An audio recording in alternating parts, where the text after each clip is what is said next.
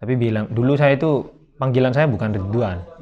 Karena saya nakal dulu di pesantren. Jadi kawan-kawan manggilnya Jo. Jo. Jo, Jo, Jo, Keren. Jo.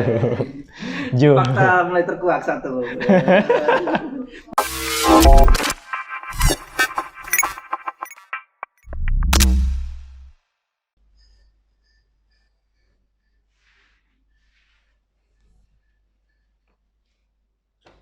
Bismillahirrahmanirrahim. Assalamualaikum warahmatullahi wabarakatuh. Assalamualaikum warahmatullahi wabarakatuh. Ustadz Ridwan. Keren. Gimana kabarnya Ustadz? Sehat? Alhamdulillah sehat Mas Budi. Alhamdulillah. Mas Sudah Budi anak berapa gimana? Ustadz? Sudah anak berapa? Belum, males. Salah. Maksud kamu apa? Boleh. Sehat Ustadz ya? Alhamdulillah. Alhamdulillah. Mas Budi gimana? Alhamdulillah sehat Ustadz. Ramadannya masih penuh Ustadz ya? Maksud kamu penuh apa? Ramadannya masih sempurna. Kan belum selesai. Oh, udah selesai. Siap. Baru dapat 2 hari. Siap. boleh. Ya, selamat datang kami ucapkan di Markas dalam program podcast. Case-nya Markas, itulah ya. Sebelumnya kita sapa penonton dulu saja. Dimanapun Anda berada, Mesir, di Indonesia ataupun di Mesir. Ya. Kali ini kita sekarang sedang bersama Ustadz Ridwan Misbah. Beliau ini salah satu mahasiswa sarjana jurusan tafsir. Keren, tafsir ya, seram gitu. Horor. Mungkin sedikit antum kenalkan boleh ya tentang perjalanan antum, mungkin dari ketika datang atau hidayah apa yang membuat antum bisa sampai ke Mesir, atau ada hal-hal ini sejak dari Mesir. Hidayah. Lalu atau apa yang membuat antum bisa sampai ke Mesir gitu, ada motivasi terdorong apa, lalu sampai juga kenapa memilih jurusan di kuliah itu jurusan tafsir. Silakan.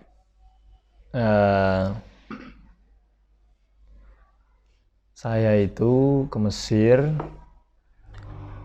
tahun 2014. Saya masih ingat betul. Tanggal 14 Oktober 2014. Itu. Saya datang ke Mesir. Cuman sebelum itu saya mau muqaddimahi dulu perjalanan saya ke Mesir. Gitu kan ya. Siapa tahu muqaddimah ini jadi baraatul istihlal. Boleh. Nah, kamu tertarik dengan sejarah hidup saya. boleh. Sebetulnya tidak menarik amat sih. Cuman saya sendiri, saya lulus SMA itu, tepatnya Madrasah Aliyah, bukan SMA, tapi MA. Tahun 2010. Kemudian saya satu hal yang saya masih ingat, saya itu dulu lulus Aliyah di pesantren. Pikiran saya itu tidak ingin melanjutkan kuliah karena beberapa hal. Tapi yang paling saya ingat betul yang membuat saya tidak sama sekali ingin kuliah itu karena saya melihat mahasiswa saat itu pikiran saya. Mahasiswa saat itu tidak terlalu pintar, gitu. Dalam artian mereka itu tidak sekeren yang saya bayangkan. Gitu.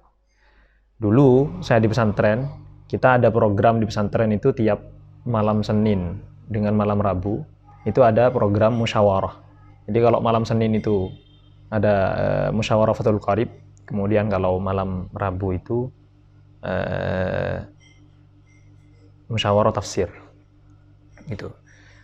Dan saya pernah ada di dalamnya. Kemudian saat saya melihat beberapa kawan-kawan saya yang sudah kuliah, ternyata saya tidak menemukan perkembangan dalam diri mereka dalam berdiskusi, gitu. Diskusi. Kemudian tidak hanya itu, gitu. Yang paling yang sangat saya sayangkan, bahkan mereka itu tidak bisa meladeni kawan-kawan yang diniyahnya itu tingkat tinggi, itu berbicara, tidak bisa meladeni. Kemudian saya cari alasannya. Ternyata alasannya mereka itu satu hal saja, tidak bisa baca kitab. Sehingga mereka tidak bisa untuk mengkanter pernyataan-pernyataan saat musyawarah. Gitu.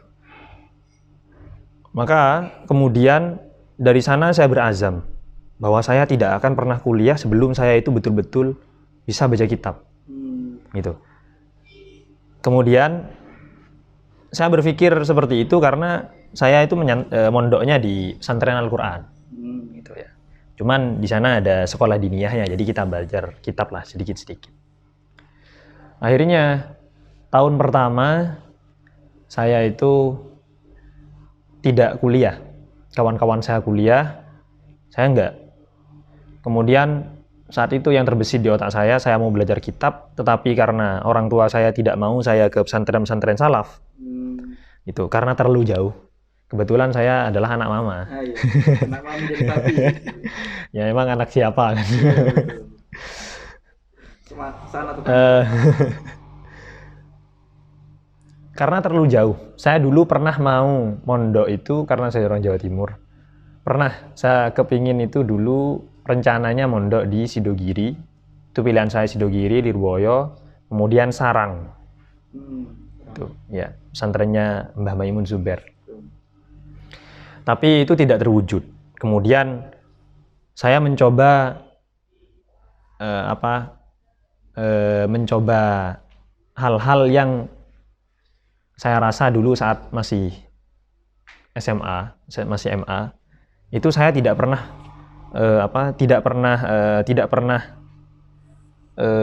jatuh hati ya sama hal itu ya. Salah satunya bahasa Inggris. Kemudian saya mulai kursus bahasa Inggris dan anehnya 1 bulan itu saya sudah gitu, karena saya terlalu pede saat itu. Jadi saya merasa bisa gitu. 1 bulan, ya. 1 bulan dan kemudian di benak saya, saya ini sudah, ternyata bahasa Inggris itu mudah ternyata. Akhirnya saya pengen melanjutkan itu ke Pare, Kediri. Tapi ala kulli hal pengasuh saya tidak memperbolehkan. Jadi saya dilarang gitu. Ya, tahu sendirilah santri itu gimana gitu kan. Meskipun saya terbilang nakal di pesantren, cuman kalau sudah dauhnya kiai saya tidak bisa itu karena at-talib kal mayyit fi yadi ustadihi kan, seperti itu kan ya. Jadi santri itu ya kayak mayat di tangan ustadznya, tangan kiainya. Ya sudah, akhirnya saya tidak jadi. 2 tahun saya masih di pesantren. Kemudian ada utusan pesantren saya ngirim merekomendasikan beberapa kawan-kawan untuk ke Baitul Quran di Jakarta gitu, untuk bagaimana merasakan sedikit tentang perjalanan kuliah gitu ya. Jadi kawan-kawan yang hufat itu diminta untuk dari berbagai kota di Indonesia, di berbagai daerah di Indonesia itu dikirim 1-2 orang gitu untuk ngaji di pesantren yang salah satu direkturnya itu Dr. Quraisy Shihab, jadi Pak Quraisy itu. Jadi saya ke sana, kemudian selama 6 bulan ya, semacam pelatihan. Kemudian dan saya masih belum mendapatkan gitu. Setelah saya ke sana, kok saya tidak merasakan nikmatnya kuliah itu. Artinya belum mendapatkan itu setelah saya pulang. Kemudian didesak untuk kuliah. Ya, akhirnya saya tetap kembali ke pesantren setelah dari sana 6 bulan ke pesantren lagi. Kemudian didesak oleh orang tua, oleh Pak D saya untuk kuliah. Jadi kalau saya pulang itu pembicaraan utamanya itu saya, karena ponaan-ponaan Pak D yang lain itu sudah kuliah dan sudah ada yang magister, kemudian ya ila akhirih lah. Hanya saya saja. Pernah saya ditanya, kamu kok mau balik pesantren tuh mau ngapain gitu? Ya, karena jujur saja itu saya saat itu sudah 13 tahun di pesantren. Karena saya mondoknya kan dari kecil, dari umur 5 tahun. Oh, sebelum SD. Iya. Jadi saya belum pernah menyentuh dunia luar. Legend di pondok. Iya, jadi pesantren itu udah kayak rumah sendiri. Jadi jadi pembicaraan, kamu ngapain balik lagi pesantren? Bukannya Qurannya sudah selesai, kemudian sekolahnya sudah selesai juga. Entah, pokoknya saya tidak minat kuliah, gara-garanya saya melihat tidak ada perkembangan di kawan-kawan saya gitu ya. Mungkin saya terlalu idealis saat itu. Ya akhirnya didesak terus, 3 tahun berlalu dari sejak saya lulus. Kemudian, nah di tahun keempat, ya sambil lalu ngabdi di pesantren, di tahun keempat kemudian ada pendaftaran ke Mesir. Jadi ke Mesir itu bukan atas kehendak saya, bukan atas kehendak diri sendiri, tapi kehendak orang tua saya. Yang paling ingin saya itu ke luar negeri, ke Mesir, itu ibu saya. Padahal ibu saya itu tidak pernah tamat sekolah. Gitu. Cuman gitu, dari mana motivasi ibu saya? Anehnya ibu saya itu motivasinya karena ada kalau kamu tahu Mas Taufik, hadis Magistir dulu, kawannya Mas Lingga. Itu kakaknya itu kawan ibu saya di pasar. Gitu. Kemudian kakak Mas Taufik bilang, Mbak Yu, ini Taufik sudah selesai kuliahnya di Mesir, sudah lulus S1. Nah, kemudian dari sana terbesit, pengen saya juga ke Mesir. Ya sudah, akhirnya dipaksa, akhirnya saya luluh juga karena ya ibu lah. Jadi saya daftar itu, saya enggak tahu. Saya rasa Mesir dulu itu menakutkan gitu ya. Iya, betul. Jadi Mesir itu kayaknya pinter-pinter gitu. Ya saya serius Mas Budi. Itu pintar-pintar Mesir itu. Di otak saya seperti itu, di benak saya seperti itu. Jadi kalau saya ke Mesir, ini saya mau ngapain? Saya nggak punya apa-apa. Kira-kira seperti itu. Akhirnya ya sudahlah. Saya berangkat ke Mesir. Terus saya itu ke Mesir, gitu. Jurusannya itu bukan karena saya sendiri, karena saya nggak ngerti kuliah. Jadi saya itu saat kawan saya bilang, Mas, kamu mau jurusan apa? Ikutlah Mas. Apa aja? Iya, jenengan jurusan apa kata saya? Usuluddin. Ya itu ya, yang Usuluddin itu. Yang Usuluddin itu gitu. Pokoknya, dan saya dulu anehnya Mas Budi itu. Saya saat tes pertama kali ke Malang. Oh di Malang? Ya, di UIN. Sama berarti kita. Saya di Malang juga. Gitu. Ya. Jauh banget dari Riau ke Malang. Ada pengalaman. Oh gitu. Apa di Riau nggak ada? Ada. Cuman saya udah takut yakin pasti lolos ya, jadi Oh gak ada gitu. tantangan. Oh iya, Jadi gitu. gitu lah. Terserah. Ya udah. Ya jadi gimana? Jadi saat itu saya ke Malang, gitu. Saya itu yang paling norak di antara peserta-peserta lainnya yang daftar. Kenapa? Karena saya di pesantren, murni anak pesantren. Jadi keluar itu gayanya ya Masya Allah gitu kan. Pakai sarung gitu. Enggak pakai sarung, pakai celana lah.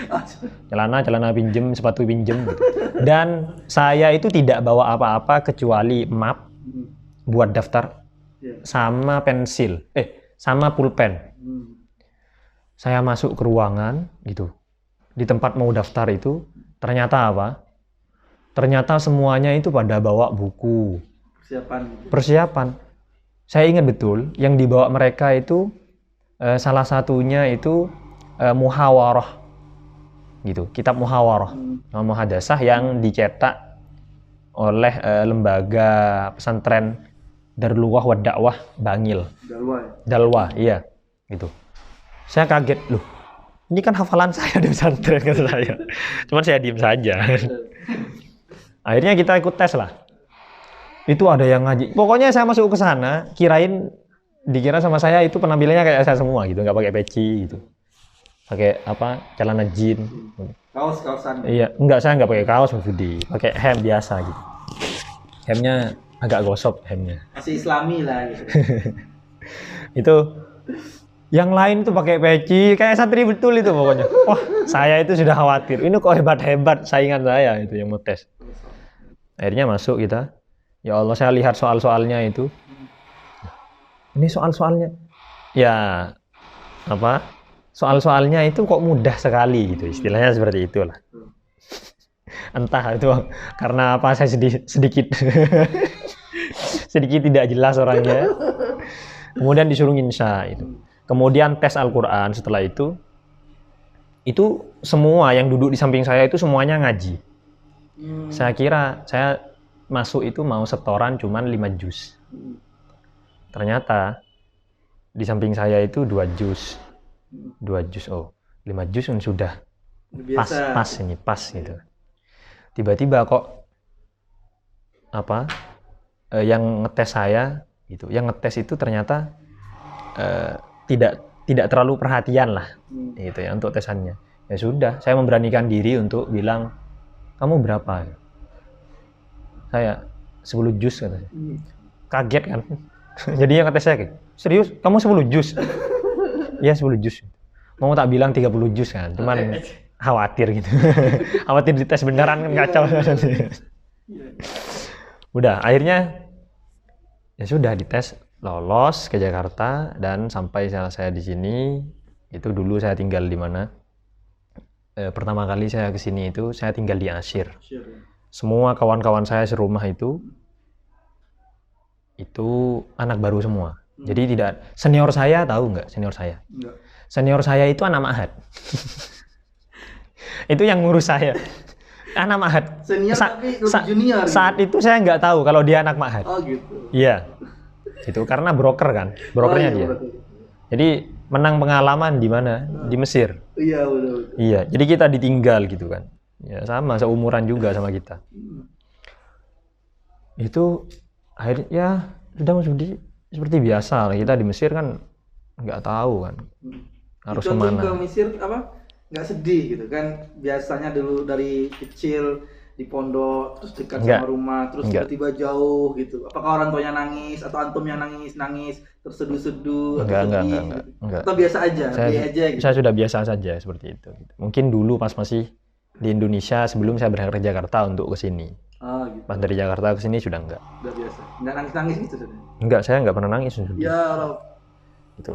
Karena saya lebih baik merindu daripada melepas rindu. Allah. Kira-kira gitu. Makanya kalau ada kawan-kawan yang bilang mau pulang dari Mesir, mau melepas rindu loh. Saya merasa aneh karena rindu kok mau dilepas kan sayang ya kan. Betul. Jadi jangan dilepas lah. Nanti kamu nggak bisa merindu. Boleh. Akhirnya saya ke sini, saya tinggal di Asyir. Bawabah 3, dekat Suksayarot. Masih banyak harumi-harumi gitu. Iya itu dulu masih. Cuman beruntung, saya beruntung, salah satu beruntung gitu. Selamat. Salah satu orang yang beruntung lah. Itu saya. Entah mungkin doa-doa yang terpanjatkan. Ya akhirnya saya tinggal di sana, nggak ada senior, nggak ada apa, kita bingung. Seminggu itu saya masih ingat, saya makan itu di mat'am terus 2 kali sehari. Masih sultan gitu ya? Masih sultan. Tapi masih murah ketika itu Ustaz ya? Mungkin masih 10 leh. 10 leh itu udah ayam nasi gitu ya? Iya. Saya makan di mat'am Thailand. Pertigaan ke Bawabah 3, ke Bawabah 2. Mungkin kamu senang mungkin? Enggak, masih ada sampai sekarang. Sampai sekarang? Masih lah. Mat'am Thailand masih ada sampai sekarang. Saya emang nggak pernah kesana mungkin. Iya, nanti kamu traktir saya lah sana. Siap. Boleh. Ya, akhirnya itu. Nah, kenapa saya tidak ada yang ngurus? Bukan tidak ada yang ngurusi, maksudnya secara belajar gitu. Itu memang tidak ada karena senior saya itu tinggal di Buus semua dan orangnya telakers gitu kira ya, istilahnya dulu gitu ya. Jadi kawan-kawan yang sering ngaji, sering kuliah gitu. Tidak ada senior saya itu yang ke organisasi atau yang santai-santai terus. Enggak, karena tinggal di Buus semua jadi ngaji semua. Oh, rumah antum itu rumah sekre atau rumah biasa? Enggak, bukan rumah biasa. Oh, biasa. Ya rumah sewa biasa, bukan sekretaris. Jadi saya tinggal sama orang-orang luar Jawa. Itu. Ya, sama Rizal, orang KKS, sekarang jadi ketua KKS sekarang. Oh, iya. Itu. Rizal ngambil jurusan Akidah Filsafat. Antum nggak ngikut, Ustaz? Kenapa? Akidah Filsafat. Enggak. Nah, itu juga tragedi saya sebenarnya itu. Ngambil jurusan itu. Gimana itu kira? Iya, tragedi. Tragedinya apa? Saya kebingungan gitu. Saya kebingungan ini saya mau ngambil jurusan apa. Karena saya merasa diri saya tidak mampu di segala bidang. Allah. Iya, saya serius itu. Nanti kamu akan mengalami sendiri saat Sudah mengalami. Ya, sudah bagus. Sedang malah ya. Sedang. Kenapa gitu? Karena saya dari awal, saya itu kuliah itu enggak niat. Karena memang bukan kemauan saya, itu kemauan orang tua saya. Dan saya itu dulu mau berhenti, mau selesai dari Mesir itu setelah saya lulus gitu saja. S1 gitu. S1 iya, karena hanya ingin membahagiakan ibu lah gitu ya, membahagiakan Bu E lah. Ya, saat itu di awal-awal gitu. Sebelum itu di awal-awal saya di Asir itu saya tidak menemukan suasana seperti kalian belajar. Karena saya nggak tahu ada rumah syariah. Dulu itu cuman yang saya tahu itu cuman ada rumah syariah ya sepertinya. Tahun berapa kan? 2014 Iya, gitu. Karena kita juga berdirinya Yang kerumahan ya, yang kerumahan ya. Kemudian saya nggak tahu, nggak dengar kabar seperti itu dan gitu. Saya itu masih tidak terlalu ingin lah gitu, berbaur dengan kawan-kawan yang belajar. Kemudian saya pun tidak mencari senior saya gitu. Artinya saya tidak menjemput bola. Jadi selama itu 1 tahun gitu. 1 tahun itu saya tidak pernah talaki. Artinya apa? Tidak pernah serius talaki, tapi pernah disuruh ikut saja. Pertama kali saya masih ingat. Pertama kali saya talaki itu sama Syekh Hisam Kamil. Tahu nggak apa yang saya dengar dari beliau? Yang masih ingat sampai sekarang. Satu kata, huwa-huwa. Bingung saya saat huwa-huwa. Karena yang saya dapat itu cuma huwa-huwa. Saat itu beliau ngajar, kalau tidak salah Aqidatul Awam.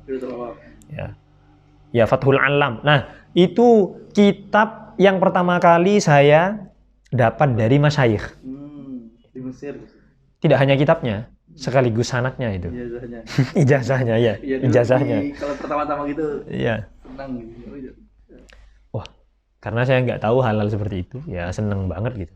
Tapi yang saya dapatkan cuma itu, kata-kata huwa-huwa itu. Setelah saya tanya, huwa-huwa itu apa mas, kata saya, sama senior saya. Huwa-huwa itu mubtada khobar gitu. Oh, mubtada khobar ya sudah. Udah gitu aja.